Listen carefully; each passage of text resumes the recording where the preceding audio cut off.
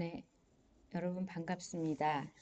이 시간에는 여러분들이 흡연 환자를 만나서 금연 상담을 하는데 필요한 지식을 전달하기 위하여 금연 상담의 배경 그리고 실제에 대해서 말씀드리도록 하겠습니다.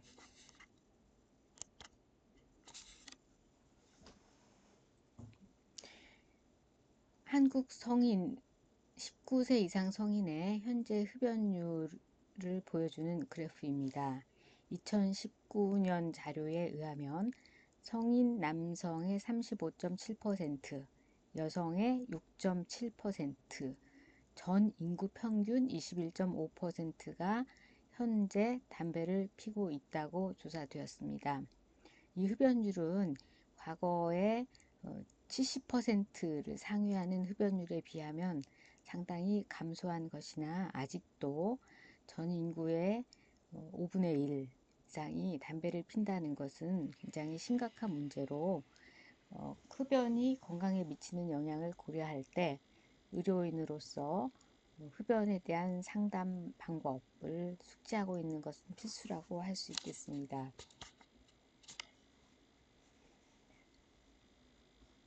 전에 제가 학교를 다니던 무렵 의대에서 교육을 받을 때는 금연 상담 같은 교육은 이루어지지 않았습니다. 그런데 최근에는 전 의사를 대상으로 해서 금연 상담에 대한 교육이 이루어지는 경우도 많고 의과대학에서도 이렇게 필수적인 교육 과정에 금연 상담을 넣어서 교육을 시키고 있습니다. 그 배경을 살펴보도록 하겠습니다. 기존에 수행된 연구 결과에 의하면 담배를 피는 사람 중에 70% 정도는 담배를 끊고 싶어 한다고 합니다. 그 중에 일부, 전체 한 30% 정도는 매년 담배를 끊기 위해서 노력을 하는데 결국은 전체 흡연자의 2 내지 3% 정도가 금연에 성공하게 된다고 합니다. 그런데 흡연자에게 짧고 간단하게 기회가 주어질 때 의사가 담배를 끊도록 권고를 한다면 이 금연율은 5% 정도까지 올라가고 인텐시브한 서포트를 하는 경우에는 10%까지 증가하는 것으로 보고가 되었습니다. 또한 약물 치료를 여기에 추가한다면 흡연자의 20 내지 30% 정도가 금연에 성공할 수 있다고 합니다. 따라서 의료인이 흡연을 하는 환자에게 관심을 가지고 권고를 하고 서포트를 하고 약물 치료를 해서 금연율을 10배 이상 높일 수 있다면 의사는 반드시 금연에 대한 상담을 고려하고 실제 시행할 수 있어야 한다고 생각합니다. 그러면 금연 상담을 어떻게 하는지 살펴보도록 하겠습니다.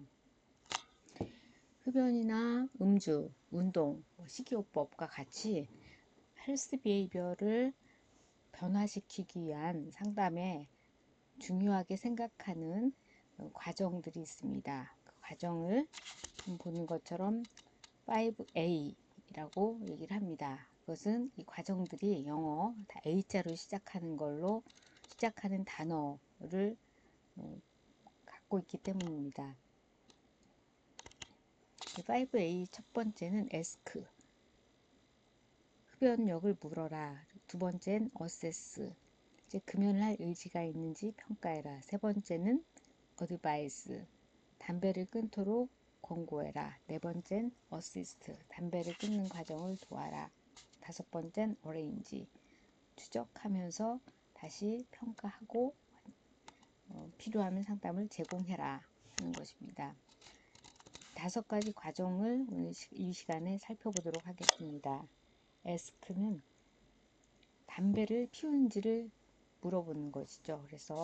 그런데 이제 많은 사람들이 담배를 피우는 거를 자유롭게 얘기를 하지 못합니다. 그래서 질문 자체를 오픈엔디드 퀘스천으로 하고 담배를 피우는 사람도 죄의식이나 잘못했다는 생각 갖지 않고 대답을 할 수 있도록 질문을 하는 것이 중요하겠고, 모든 환자에게 방문 시 필요하다면 매번 담배를 피우는 것에 대해서 확인 질문을 던져야 합니다. 마치 바이탈 사인처럼 이렇게 하면 되겠습니다.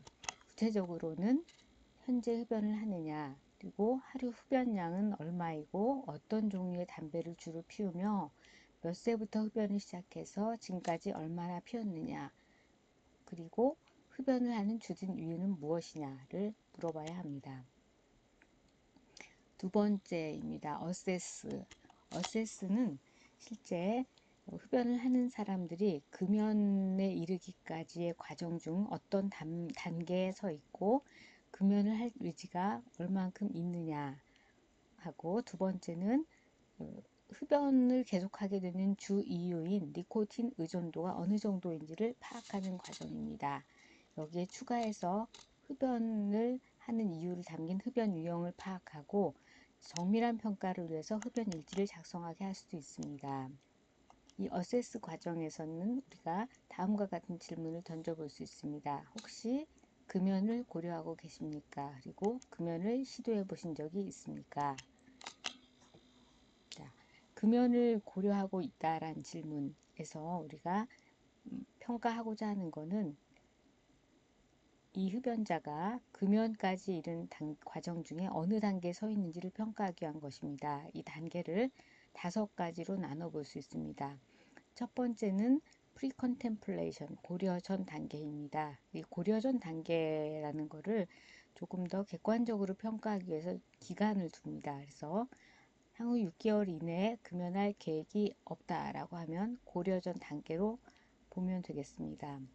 그런데 6개월 이내에 금연할 계획이 있지만 한 달 이내는 아니다라고 하면 컨템플레이션, 고려 단계이고, 한 달 이내에 금연을 하겠다라고 하면 준비가 되었다 해서 프리퍼레이션 단계라고 합니다. 만일 6개월 이내에 금연을 이미 시도해서 현재 유지 중이다. 그렇지만 6개월이 지나지는 않았다 하면 액션 단계라고 보고, 금연을 한 지 6개월 이상 되었다라고 하면 메인티넌스라고 합니다. 그래서 이 5가지 단계 중에 어느 단계에 서 있는지를 평가를 해봐야 합니다. 그런데 이 5단계는 순차적으로 바뀌는 것은 아니고, 진료실에 방문할 때 당시는 프리컨템플레이션 단계였다 하더라도 의사의 권고를 듣고 이게 바로 프리퍼레이션 단계로 넘어가서 액션 스테이지로 넘어갈 수도 있습니다. 반면에 이미 담배를 끊어서 6개월 이상 메인테인을 하고 있었는데 어느 날 작은 유혹에 못 견뎌서 다시 담배를 피우는 상태로 넘어갈 수도 있습니다. 그래서 흡연을 했던 분에 대해서는 계속 이런 단계 어느 과정 중에 있는지를 평가하고 이 과정을 금연 쪽으로 이끌어 올리는 것이 필요하겠습니다. 자, 그러면 한번 요 어떤 단계에 있는지를 질문을 통해서 다시 한번 생각을 해보도록 하겠습니다. 담배를 피우십니까? 라고 물었을 때 아니요 라고 대답하면, 끊으신 지 6개월 이상 되셨습니까? 라고 했을 때 아니요 라고 대답하면 무슨 단계일까요? 끊으신 지 6개월 이상 되었습니까? 했을 때 예 라고 하면 어떤 단계일까요? 담배를 피우십니까? 질문을 했는데 예. 그러면 6개월 이내에 금연할 계획이 있습니까? 했더니 아니요 라고 하면 무슨 단계일까요? 자, 6개월 이내 금연할 계획이 있습니까에 예라고 대답을 했습니다. 근데 한 달 이내 금연할 계획이십니까? 했더니 아니요. 그럼 무슨 단계일까요? 한 달 이내에 금연할 계획이 있습니까? 했을 때 예라고 하면 무슨 단계일까요? 자, 답을 한번 살펴보도록 합시다.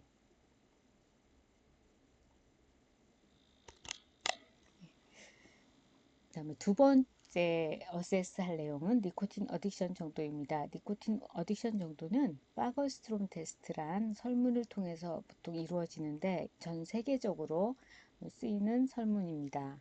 이 설문은 6가지의 질문으로 이루어져 있습니다. 첫 번째는 우리가 에스크 단계에서 물었던 담배 피우는 양입니다. 그래서 만약에 한 갑 반 이상을 피운다 라고 대답하면 점수 3점을 부여하게 됩니다. 두 번째 질문은 아침에 일어나서 얼마 만에 첫 번째 담배를 피우냐를 묻는데, 니코틴 에딕션 정도를 가장 잘 얘기해 주는 질문이라고 할 수 있겠습니다. 아침에 일어나서 5분 이내에 담배를 피운다 하면 3점의 점수를 부여합니다. 이것은 밤에는 자는 동안에는 담배를 피우지 않고, 그렇게 되면 체내의 니코틴 농도가 떨어지면서 일종의 금단 증상과 같은 크레이빙이 생겨서 눈을 뜨자마자 담배를 찾게 되는 그러한 특성을 바탕으로 만든 질문입니다. 세 번째 질문은 어떤 경우에 담배가 가장 포기하기 싫으십니까? 즉, 언제 피는 담배가 가장 좋습니까? 라는 질문입니다. 네 번째는 아침에 일어나서 첫 몇 시간 동안에 하루 중 다른 시간보다 더 자주 담배를 피우십니까? 라는 질문입니다. 다섯 번째 질문은 당신은 금연구역, 예를 들면 교회, 극장, 도서관 등에서 흡연을 참기가 어렵습니까? 라는 질문입니다.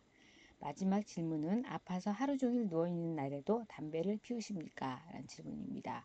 즉 흡연량, 그리고 아침에 일어나서 담배를 찾는 데 걸리는 시간, 그리고 담배를 가장 참기 힘든 경우, 참아야 될 순간에 참을 수 있는지, 이런 것들로 이루어진 설문으로서 각각의 점수를 다 합해서 점수가 8 내지 10점 사이이면 니코틴 어디션 정도가 매우 높다고 판단합니다. 이런 경우에는 자의로 혼자서 담배를 끊기는 좀 어렵다고 판단이 돼서 대체요법을 적극 권고할 대상이 되겠습니다.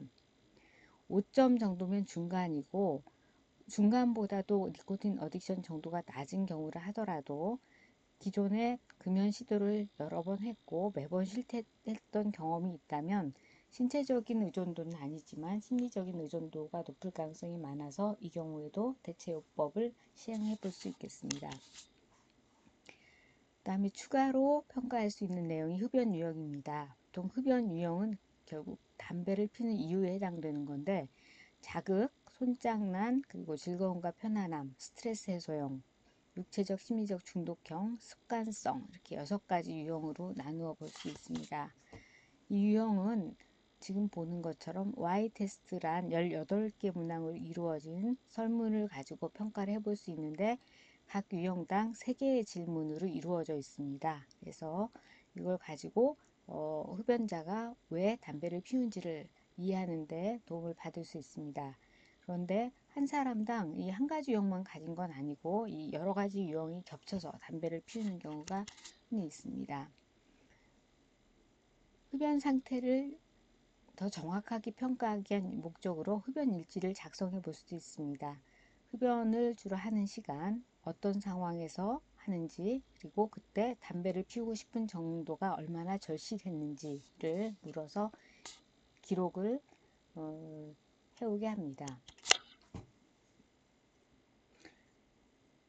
어세스 단계가 끝나면 그 다음으로 어드바이스를 해볼 수 있습니다.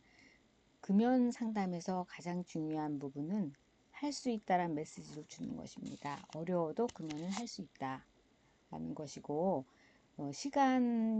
상담 시간이 넉넉치 않을 때는 아주 짧은 단 한 번만의 금연 권고도 효과적입니다. 앞선 슬라이드에서 아주 짧은 유래 금연 권고만 해도 그냥 내버려 두었을 때 2 내지 3%에 이르는 금연율을 어느 정도까지 높일 수 있다고 했지요? 예, 한 5% 정도까지는 높일 수 있다고 했습니다. 그런데 이 금연 권고는 명확하게 그리고 강력하게, 그다음에 개인의 특성에 맞게 하는 것이 더 효과적이라고 합니다.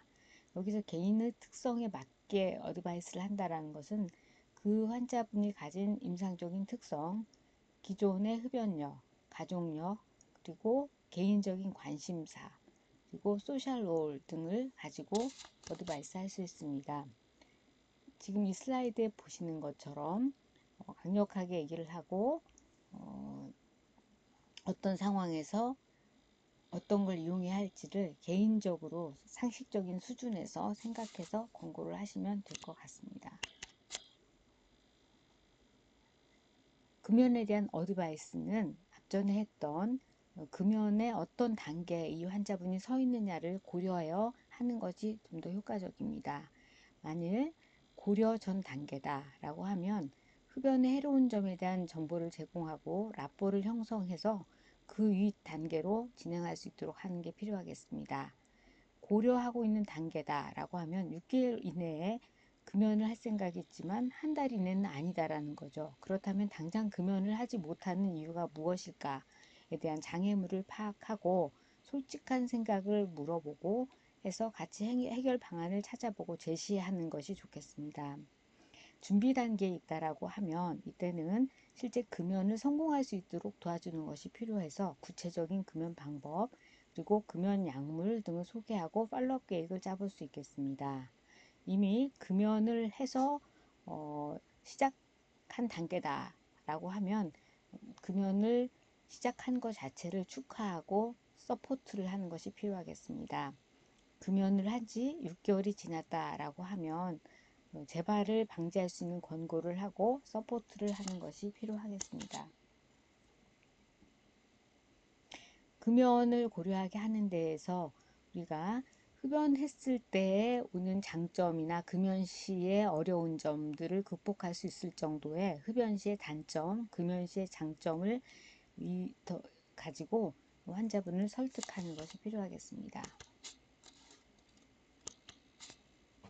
또한 흡연을 중지하는 순간부터 나타나는 여러 효과들에 대한 설명을 추가할 수도 있겠습니다. 그래서 한 12시간 정도면 심장마비 위험에서 도망갈 수 있다. 그리고 흡연을 했을 때 우리가 흡입하게 되는 일산화탄소 수치가 한 8시간 정도면 떨어진다. 3일 정도면 호흡이 편해진다. 그리고 2주 정도면 순환 기능이 좋아진다. 몇 년 지나면 폐암으로 사망할 확률이 뚝 떨어진다. 이런 것들을 설명을 해줄 수 있겠습니다. 잠깐 제가 수행했던 금연에 관한 연구 결과를 조금 말씀을 드리겠습니다.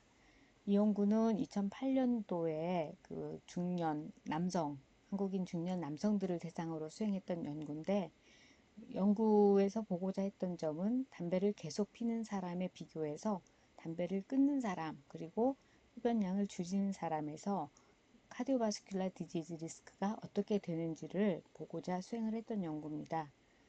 연구 결과를 보면 이스케믹 스트로크 리스크는 한 32%, 서브 아라크노이드 헤모리지 리스크는 42%, 그리고 MI 리스크는 57% 정도 감소하는 것으로 관찰이 됐습니다.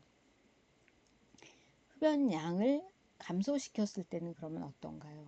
보면 담배를 피다가 중등도 내지는 라이트 스모킹으로 흡연량을 줄인 경우에 스트로크 리스크나 MI 리스크는 유효하게 낮아지지 않았습니다. 그래서 카디오바스큘라 디지즈 리스크를 낮추기 위해서는 금연이 흡연량을 줄이는 것보다는 금연이 훨씬 더 효과적이라는 것을 알 수 있었습니다. 또 다른 연구는 2008년도에 저널 오브 클리니컬 온콜로지에 실었던 논문인데 역시 흡연 상태를 변화시켰을 때 흡연 관련 암이나 폐암의 위험이 어떻게 되는지를 관찰했습니다. 이 그래프에서 보는 것처럼 커런트 라이트 스모커를 기준으로 볼 때는 흡연량을 줄이는 군에서는 스모킹 릴레이티드 캔서나 런 캔서 리스크가 유효하게 감소하지 않았습니다. 그렇지만 담배를 끊는 군에서는 라이트 스모커에 비해서 런 캔서, 스모킹 릴레이티드 캔서 모두 위험이 유효하게 감소하는 것을 관찰할 수 있었습니다. 자, 지금 얘기했던 부분을 다시 한번 정리를 해보자면 우리가 금연을 하라고 권고를 했습니다. 그런데 만약에 금연을 하겠다라고 하면 도와주는 것을 물어보고 도움을 필요로 한다면 우리가 적극적으로 도와주는 것이 필요하겠고 도움을 거절한다 하는 경우에도 스스로 어떻게 할 수 있다라는 걸 교육시켜 주는 것이 필요하겠습니다.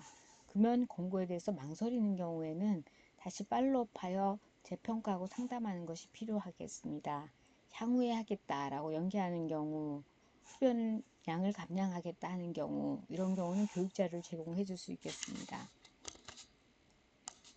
그 다음에 네 번째 A입니다. 어시스트 단계인데요. 어시스트는 네 가지로 이루어져 있습니다. 첫 번째 준비입니다. 두 번째 협조 구하기, 세 번째 대처 방법 훈련, 네 번째 적절한 약물입니다.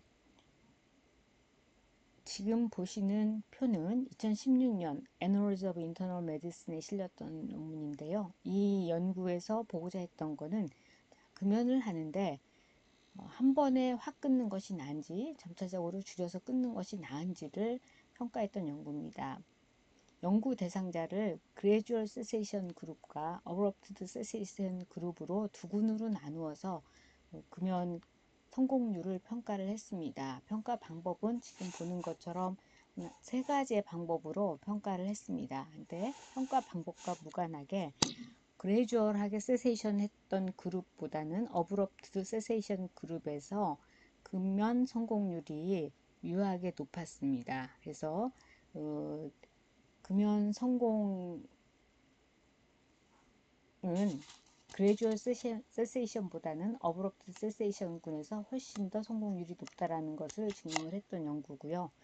이 연구에서는 또 다른 분석으로 연구에 참여할 당시에 처음에 나는 어브럽트 세세이션이 더 좋다, 그레주얼 세세이션이 더 좋다, 뭐 상관없다, 이렇게 이제 그 대상자가 세 군으로 나누어 볼 수 있었는데 이 각 군별로 그레주얼 세세이션과 어브럽트 세세이션에 따른 성공률이 얼마나 되는지를 평가를 했습니다. 이렇게 했을 때도 연구에 참여했던 대상자들의 금연 방법에 대한 선호도와 무관하게 그레주얼 세세이션보다는 어브럽트 세세이션군에서 금연 성공률은 유효하게 높았습니다. 그래서 가급적이면은 어브럽트하게 세세이션 할 수 있도록 권고를 하는 것이 좋겠습니다. 물론 본인 절대 그렇게 할 수가 없다라고 한다면 그레주얼 세세이션을 허용은 할 수는 있겠습니다만 성공 가능성이 낮다라는 것을 염두에 두고 하면 되겠습니다. 자, 그러면 이제 담배를 끊어야 되는데 우리가 먼저 생각해 볼 일은 그럼 언제 끊을 것이냐를 결정을 해야 됩니다. 가능한 한 달 이내에 빠를수록 좋습니다. 그렇지만 스트레스가 많은 시기는 피해서 하는 것이 금연 실패율을 낮추는 방법이 되겠고, 설날이나 생일과 같은 기념일을 선택해서 하는 것이 더 성공을 할 수 있는 방법이라고 하겠습니다. 금연일을 정하고 그 다음에 금연 서약서를 받아볼 수 있습니다. 현재 우리 가정의학과에서 사용 중인 금연 서약서입니다. 이 내용을 보면 환자분들이 반응을 어떻게 할지, 금연 서약서 쓰는 것 자체를 굉장히 쑥스러워하고 하지 않을 것 같은데 의외로 거의 대부분의 환자들이 굉장히 진지하게 금연 서약서를 작성합니다. 그래서 금연 서약서를 받는 것도 좋은 방법이고, 이것은 금연이라는 것 자체가, 생각하고 실행하는 것 자체가 굉장히 엄숙한 과정이고, 이런 형식을 갖추어서 하는 것이 더 효과적이라는 생각 때문에 시행을 하고 있습니다.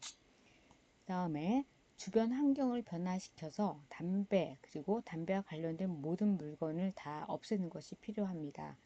과거의 금연 실패자는 왜 실패했는지를 되돌아보고 같은 상황을 되풀이하지 않도록 교육을 하는 것이 좋겠습니다.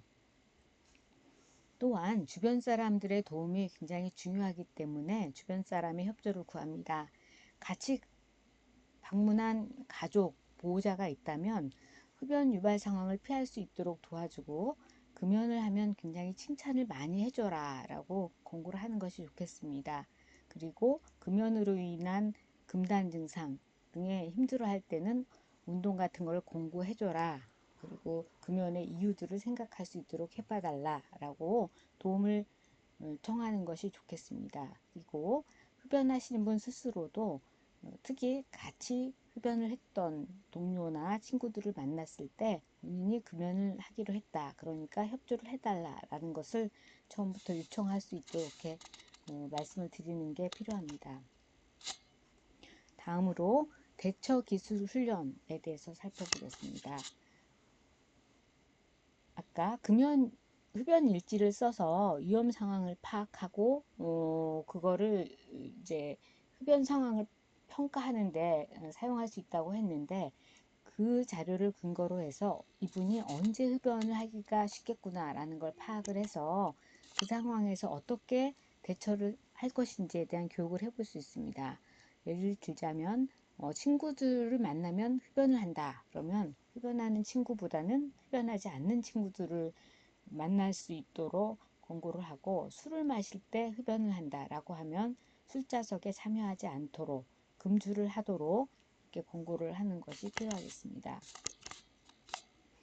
또한 담배 생각이 자꾸 나는 경우에는 심호흡을 하거나 물 마시기 그리고 낙서, 다른 활동을 하게 해서 주의를 분산시키는 방법을 쓰게 하고 금연 서약서 내지는 금연의 이유를 적은 쪽지를 볼 수 있도록 하는 것이 좋겠고 스트레스 때문에 흡연을 하는 분에 대해서는 흡연 충동은 스트레스를 받더라도 처음 5분이 중요하다 해서 이때는 심호흡법 같은 것, 이완요법 등을 교육시켜 줄 수 있겠습니다. 또한 금연을 시도하면 피지컬 액티비티를 늘리고 술을 주의하도록 권고하면 더 좋겠습니다. 이완요법을 권고하고 같이 해볼 수도 있습니다. 학생들도 같이 한번 해보자면 자, 눈을 감고 기분 좋은 일을 떠올리면서 목, 어깨에 힘을 빼고 최대한 천천히 코로 숨을 들이마십니다. 그리고 5 셀 때까지 숨을 참습니다. 하나, 둘, 셋, 넷, 5. 그리고 천천히 숨을 내뿜습니다. 이것을 반복해서 하다 보면 스트레스도 좀 해소가 되고 흡연에 대한 욕구도 좀 가라앉을 수 있겠습니다. 술자석에서 담배를 피는 분들에게 권고할 수 있는 내용으로는 아예 술자석에 가지 않으면 좋겠고 혹시 가더라도 담배를 같이 피웠던 동료를 만나면 피하고 과음을 하지 말고 이런 것들을 교육을 시켜줄 수 있겠습니다. 또한 흡연 유형을 파악해서 흡연 유형별로 접근을 할 수도 있습니다. 담배를 어떤 자극을 위해서 피웠던 분, 특히 이제 글을 쓰는 분들이 이거에 해당되는 경우가 많은데 이런 분들은 담배 대신에 차를 마시거나 하는 것을 권고할 수 있겠습니다. 그리고 운동, 샤워 이런 것들을 하는 게 좋겠다라고 권고하는 게 좋겠고 손장난, 즉 심심해서 담배를 피웠던 분은 다른 물건을 대체하게 합니다. 담배를 피면 즐겁고 편안해서 피웠던 분은 담배 해독을 설명해서 담배가 결국 즐거움과 편안함을 주는 것이 아니다라는 것을 인식시키는 게 좋겠고 대신에 뭔가를 먹거나 뭐 사회활동 같은 걸 하는 다른 활동으로 대신할 수 있도록 공부를 할 수 있겠습니다. 스트레스 때문에 피웠던 분은 담배를 피운다고 문제가 해결되지 않음을 인식시키고 스트레스를 해결할 다른 방법, 스트레스를 줄이는 방법을 찾아봅니다. 육체적, 심리적 중독이 심한 분들은 재발이 많은 유형이기 때문에 한 번에 끊게 하도록 권고를 합니다. 습관성으로 피운 분은 그것을 인식시키고 꼭 피워야 하는지를 스스로 자문하게 해봅니다. 그리고 금단 증상에 대한 정보를 제공하는 것도 때론 유용할 수 있습니다. 보통 담배를 끊고 나면 니코틴 중독 상태에서 생기는 이제 금단 증상이 발생할 수 있는데 공복감, 갈증, 구강 통증, 불면증, 무기력증, 발한, 불안, 긴장, 신경과민 등의 증상이 생길 수 있는데 무기력증은 한 4주 정도까지도 계속될 수 있지만 다른 증상들은 일주 정도면 대개 사라집니다. 그리고 무기력증을 포함한 이런 증상들이 금연 치료제를 같이 복용을 쓰게 되면 약화될 수 있기 때문에 금단 증상이 많이 우려되는 경우에는 금연 약물 치료를 적극적으로 고려하는 것도 도움이 되겠습니다. 담배를 끊고 나면 이렇게 단기적으로 생기는 것 외에 장기적으로 우려되는 문제는 체중 증가입니다. 이것은 담배 자체가 우리 메타볼릭 레이트를 증가시키고 식욕을 약간 감소시키는 효과가 있기 때문에 금연을 하고 나면 반대 영향으로 체중이 증가할 수 있습니다. 이런 이유로 체중이 증가한다면 어느 정도나 증가할 것 같습니까? 기존에 관련 연구 결과를 보면 평균 한 4kg 정도 체중 증가가 생길 수 있다고 합니다. 그렇지만 그 외에 담배를 끊고 나서 간식이 증가한달지 하는 이유로 10kg 이상 체중이 증가하는 경우도 있기 때문에 특히 당뇨병과 같은 체중 증가와 관련해서 병을 악화시킬 수 있는 질환을 가진 분에게는 특히 체중 증가에 대한 워닝을 적극적으로 해야 되겠습니다. 마지막으로 금연 보조제에 대해서 말씀드리겠습니다. 현재 다양한 종류의 금연 보조제가 나와 있는데 이 금연 보조제를 권고했을 때 의외로 하지 않겠다라고 답하시는 흡연자들이 꽤 있습니다. 만일 파거스트롬 테스트 결과 어딕션 점수가 8 내지 10점 정도 나온다면 조금 적극적으로 금연 보조제 사용을 권고하는 것이 좋은데 금단 증상도 생기고 그리고 금연 보조제들이 금연 자체를 수월하게 해주기 때문에 한번 시도를 해봐라 라고 좀 적극적으로 권고를 해볼 수 있겠습니다. 금연 보조제 종류는 현재 1차적으로 쓰이는 약제는 다음 보는 것처럼 세 가지가 있습니다. 바레니클린, 부프로피온, 니코틴. 그리고 니코틴은 서스테인드 릴리즈 폼의 패치가 있고 이미디어트 릴리즈 폼으로는 껌, 로젠지, 서블링기얼 태블릿, 이네일러 등이 있습니다. 국내에는 현재 껌, 로젠지 등이 있어서 이것을 사용할 수 있겠습니다. 금연 보조제는 어느 정도 사용해야 할까요? 금연 보조제 사용 기간에 대한 과학적인 근거는 흡연을 하게 되면 담배에 섞여 있는 니코틴이 브레인의 알파4, 베타2 니코티닉 리셉터에 가서 작용을 합니다. 이 리셉터가 규칙적인 흡연자에서는 한 300% 정도 이상으로 활성화가 된다고 하는데 담배를 끊더라도 이 리셉터가 다운 레귤레이션 되는 데는 8주 내지 12주가 걸린다고 합니다. 그래서 이 기간 동안은 금연 보조제를 사용하는 것이 금연 성공률을 높일 수 있습니다. 금연 보조제 중에 가장 많이 사용되고 있는 약제가 현재 바레니클린인데 바레니클린은 금연 효과도 다른 약제보다는 좀 더 우수한 것으로 보고되고 있습니다. 바레니클린의 액션 메커니즘은 파셜 니코티닉 아고니스트입니다. 그러니까 브레인의 니코틴 리셉터에 바레니클린이 가서 결합을 합니다. 그렇게 해서 흡연을 했을 때의 즐거움을 감소시키고 그리고 흡연을 다시 피울 위험을 낮춥니다. 또한 파쇼 스티뮬레이팅 효과가 있어서 크레이빙이나 위즈드로우 심텀을 감소시킬 수 있습니다. 바레니클린 사용법을 살펴보면 이 약제는 금연 1주 전부터 시작을 합니다. 제형이 0.5mg, 1mg 두 종류가 나와 있는데 금연 1주 전에 첫 3일은 0.5mg을 보통 아침 시간에 한 번 복용하게 합니다. 나흘째부터는 하루에 2번 복용을 시키고 7일째는 금연을 하도록 합니다. 보통은 이 바레니클린의 파셜 아고니스트 이펙트로 인해서 한 1주 약을 시작을 하면 담배를 피우고 싶다는 생각이 줄어듭니다. 그래서 1주 정도가 되면 비교적 수월하게 완전히 금연을 할 수가 있습니다. 그 이후에는 3개월 정도는 하루에 1mg BID로 해서 처방을 합니다. 바레니클린의 부작용을 살펴보면 가장 흔한 것이 오심이고 수면 장애를 많이 호소하는데 꿈이 아주 생생하고 기이한 꿈을 꾼다고 하고요.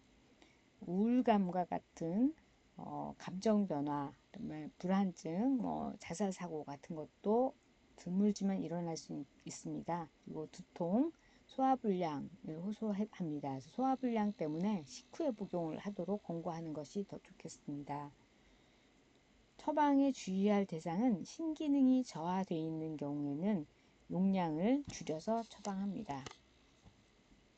두 번째 약제인 니코틴은 패치와 아까도 얘기했던 국내에서는 서블링구얼 로젠지 폼이 있는데, 먼저 패치를 보면 패치는 니코틴 체내 전달 속도가 일정합니다. 그리고 붙이는 것이기 때문에 투약 순응도가 좋고 5단이기 때문에 남모르게 하기가 쉽습니다. 그런데 단점은 수면 장애를 초래해서 보통 24시간 제형보다는 16시간 제형을 사용을 하고요. 용량을 높여야 될 순간, 담배를 순간적으로 피고 싶은 경우, 이런 경우에 용량 조절이 어렵다는 단점이 있고, 패치 접착제에 대한 알레르기 반응이 있을 수 있습니다. 니코틴 대체요법을 하면 안 되는 경우는 기억을 해야 하는데, 최근 2주 이내에 급성 심혈관 질환이 있었던 경우, 즉 심근경색, 불안정성 협심증, 심한 부정맥, 뇌중풍 같은 것이 있었던 환자에게서는 사용을 하면 안 되겠습니다. 패치는 흡연량에 따라서 패치의 도우즈가 달라지는데 보통 3가지 제형이 있거든요. 세 용량으로. 그래서 21, 14, 7 또는 15, 15 세 용량 제형이 있습니다. 그런데 담배 피웠던 양이 하루에 반갑 이상이라면 최고 용량부터 시작해서 최고 용량을 4주 쓰고 그 다음 2주간 중간 용량, 2주간 최소 용량으로 해서 끊게 합니다. 반갑 이내의 흡연자의 경우에는 중간 용량으로 시작해서 6주 정도 유지한 후에 나머지 2주는 최소 용량으로 해서 유지를 합니다. 패치를 이제 실제 접착제로 붙여야 되기 때문에 모발이 적은 부위, 그리고 화상 부위나 상처 부위, 통증 부위는 피해서 붙여야 합니다. 부착 시간은 불면증을 호소한 경우 16시간으로 제한을 하는 것이 좋겠고, 패치 제작 과정에서 금속 성분이 들어갈 수 있어서 MRI 검사 시는 제거를 하도록 해야 합니다. 세 번째 약제는 뷰프로피온이라는 약제인데, 원래는 이게 우울증 치료 목적으로 개발된 약인데 우울증 환자에 투여했더니 흡연량이 줄어들더라 해서 금연약제로 사용되게 됐습니다. 이거는 서스테인드 릴리즈 폼을 주로 씁니다. 바레니클린처럼 금연하기 약 6일 전부터 사용을 하게 하는데 150mg을 하루에 한 번 복용을 하게 하고 6일이 지나면 금연하게 한 다음에 그 후에는 150mg BID로 해서 투여를 합니다. 가장 흔히 우려되는 부작용은 불면증이기 때문에 만일 하루에 이제 2번 요법으로 넘어갔을 때 아침, 저녁이 아니라 8시간 이상 간격을 유지해서 2번 전용약 복용 시간을 앞당겨서 복용할 수 있습니다. 뷰프로피온의 사이드 이펙트는 인솜니아가 이제 흔하고 드라이 마우스나 노즈야, 트레머, 앱도미널 페인, 컨스티페이션, 애지테이션, 너버스니스, 티나이투스 같은 게 있을 수 있고 시저 스레숄드를 낮출 수 있습니다. 그래서 금기 또는 주의해야 될 대상이 기존 경련성 질환이 있거나 중추신경계 종양이 있거나 혈당 강화제를 복용하거나 알코올 중독이 있는 경우엔 시저 스레숄드가 낮아질 수 있기 때문에 금기 또는 주의 대상이고, 식이장애가 있거나 마오 이니비터 항우울제를 복용하는 경우에도 금기 또는 주의 대상이 되겠습니다.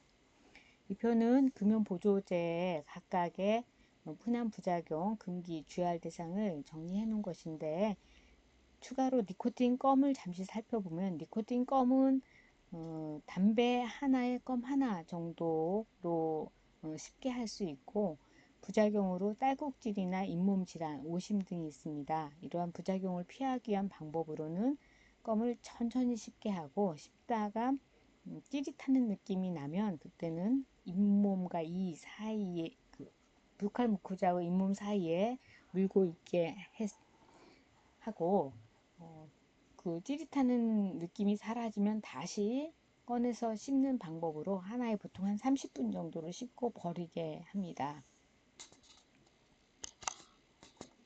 끝으로 이제 어레인지에 대해서 살펴보도록 하겠습니다. 보통 금연을 시작하면 최초 방문은 한 2주 이내 하게 하고 2주 이내 뭐 하루 끊었다가 다시 피울 위험이 올라가기 때문에 꼭 그 부분을 더 확인을 해야 합니다. 그다음에 그 다음부터는 한 달에 한 번 정도 간격으로 방문을 하게 하고 마지막 방문은 금연 시작 후 한 6개월 정도 후에 한 번 더 방문하게 해서 금연을 유지하고 있는지를 체크하면 되겠습니다.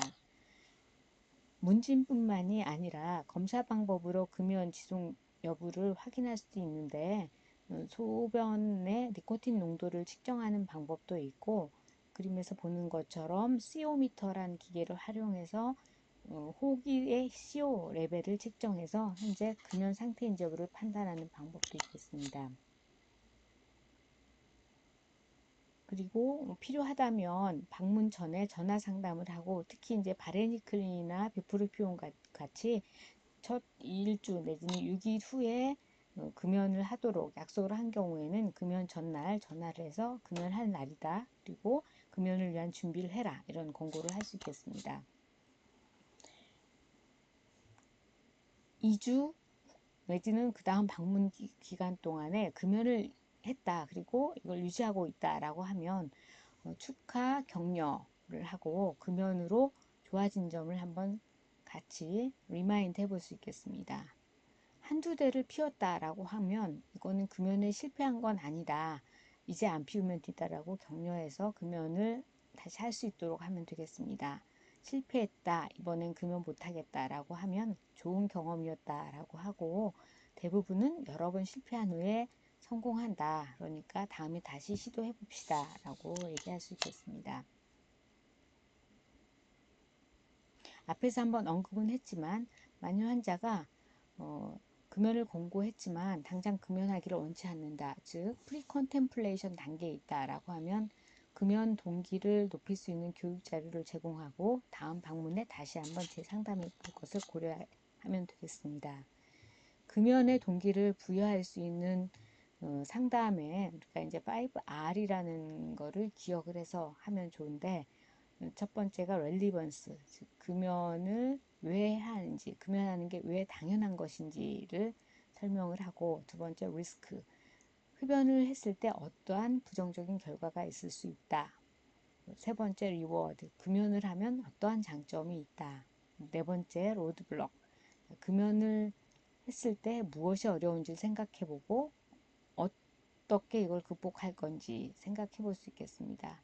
다섯 번째 repetition, 비록 금연을 당장 하지 않거나 금연에 실패했다 하더라도 반복적으로 금연을 노력하는 것이 중요하다라는 5가지 R로 시작하는 5R을 통해서 금연 동기를 더 부여하고 강화시킬 수 있겠습니다. 현재 우리나라는 담배세를 받아서 거기에서 이제 거둔 세수로 금연 치료를 건강보험에서 지원 사업을 하고 있습니다. 2015년부터 시작을 했고 금연 치료를 희망하는 모든 국민을 대상으로 해서 최대 연 3회까지는 지원을 합니다. 지원하는 내용은 6번 이내에 전문적인 진료 상담 비용 그리고 금연 치료에 필요한 의약품을 보조를 합니다.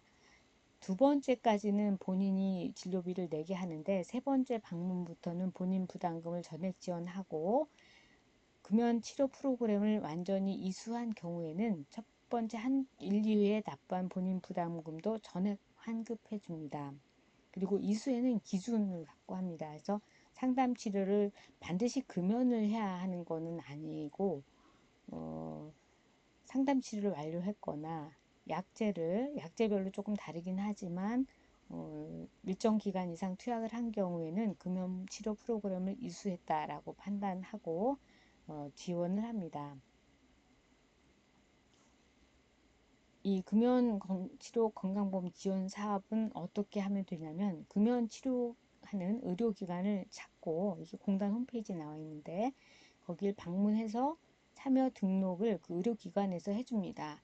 그리고 진료 상담을 받고 처방전이나 상담 확인서를 발급받습니다. 그리고 약국에서 약을 타서 사용을 하고 다시 재방문하는 형태로 하게 됩니다. 현재 삼성서울병원 가정의학과도 금연 치료 참여하는 의료기관입니다. 그래서 금연에 관한 치료를 많이 시행을 하고 있습니다.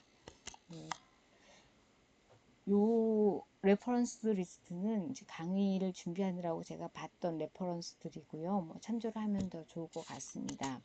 이상으로 강의는 마치겠습니다.